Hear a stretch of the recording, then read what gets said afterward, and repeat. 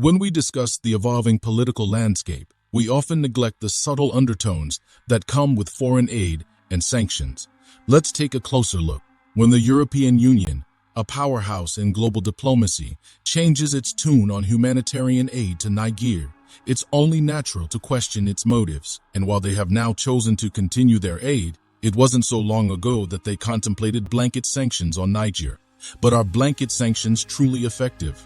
Or are they a mere display of dominance? Many of you might wonder, why does Germany, a stalwart of the EAU, advocate for such policies? Their push for targeted sanctions against key players in the military coup in Niger is an approach worth scrutinizing. While it may seem like a step towards precision, it begs the question, are these sanctions genuinely for the people or merely for maintaining political leverage? Hello and welcome back to Innovative Check YouTube channel, where we delve into the innovative and transformative projects changing our world. If you're new to the channel and enjoy learning about innovation stories around the world, you've come to the right place. Please subscribe, like, and comment to help boost our videos on YouTube. Now, let's begin. The very nature of foreign aid is, at times, paradoxical.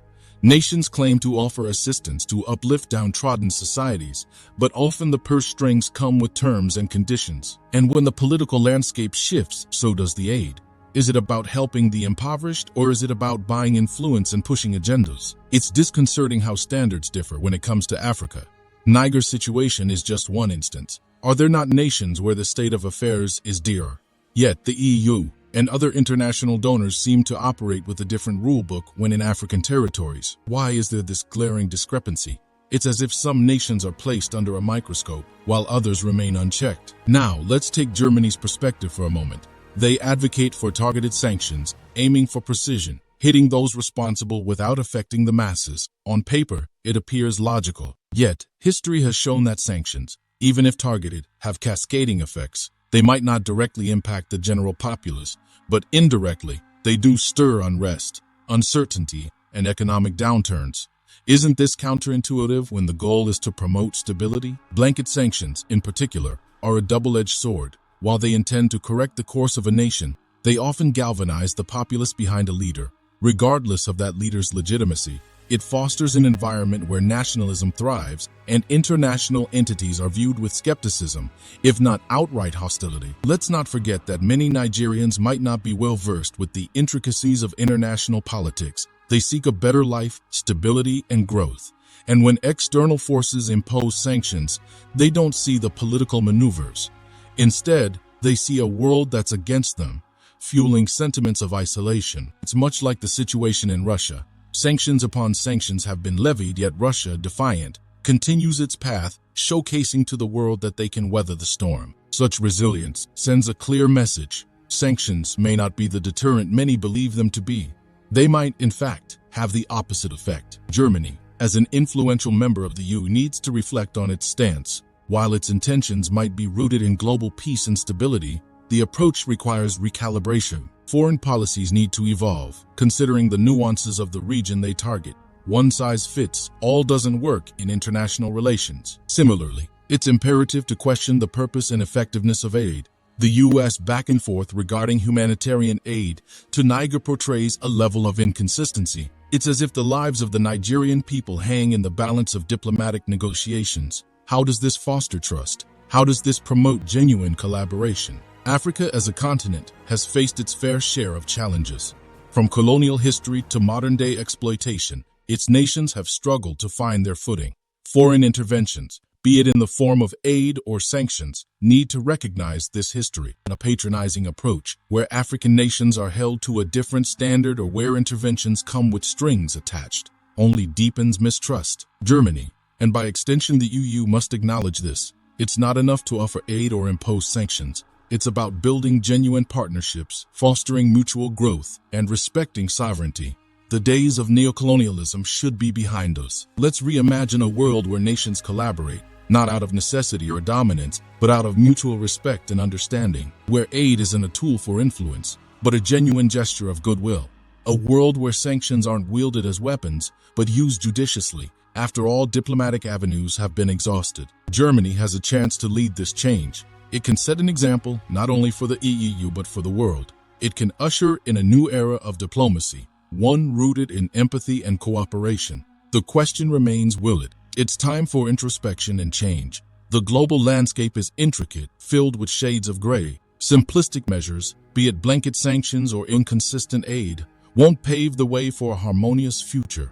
Germany, with its clout and influence, can be the beacon of change, but the ball is in their court. We as global citizens can only hope, advocate, and push for a world where diplomacy trumps dominance and mutual respect reigns supreme. If you are enjoying this video so far, please don't forget to subscribe, share the video and comment. Drawing from our deep dive into the geopolitical intricacies, it's paramount that we understand the interconnectedness of our global society. Each nation, from the most powerful to the developing ones, plays a pivotal role in the world's balance. Every decision made in the chambers of power in Berlin, Brussels, or Washington can ripple out and profoundly affect the lives of people thousands of miles away. Consider the child in Niger, hoping to have a better education and a brighter future.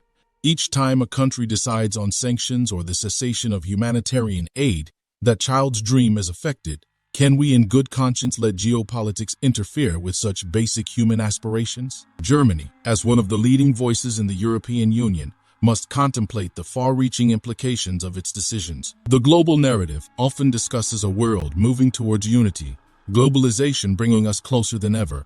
But as borders fade in the world of commerce and technology, are we allowing politics to erect new barriers? True globalization isn't just about free trade.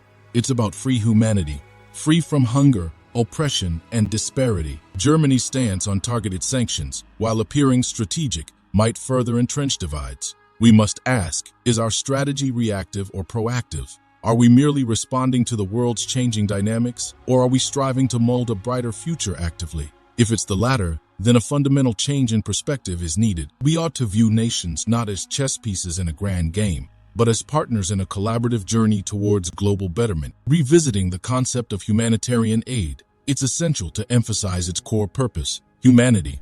Aid shouldn't be a bartering tool or a leverage mechanism. It should stem from a sincere desire to uplift and empower. Any deviation from this ethos turns a benevolent act into a calculated political maneuver. Furthermore, the EU, with Germany playing a key role, must redefine its relationship with African nations. The colonial shadows of the past still linger, and any modern-day engagement should be approached with sensitivity, equality, and a spirit of genuine partnership. As we look towards the future, let's reimagine our approach to foreign relations, an approach where listening becomes as critical as speaking, where mutual respect forms the foundation, and where nations work hand in hand to address global challenges. In this interconnected era, challenges like climate change, poverty, and pandemics cannot be addressed in isolation. They demand a collective effort. Sanctions and withholding aid might offer short-term gains, but they could lead to long-term rifts, undermining collective efforts needed to address these global issues. Germany, and indeed all nations, stand at a crossroads. Down one path lies the continuation of old paradigms, power plays, dominance, and short-sighted gains. Down the other lies a world of collaboration, understanding, and shared progress. As the world watches and waits, let's hope that the right path is chosen. For the sake of that child in Niger and for all of us who dream of a united, harmonious world, thank you for your attention, and I welcome your thoughts and questions on this complex and vital subject. Do you want to watch more videos like this one? If yes, please like and share the video and subscribe to get exclusive videos about how phenomenally China is developing and growing its influence. Your subscriptions and likes motivate us to generate more content, so please keep supporting us. Check out this video showing on your screen right now, and I will see you on the other side.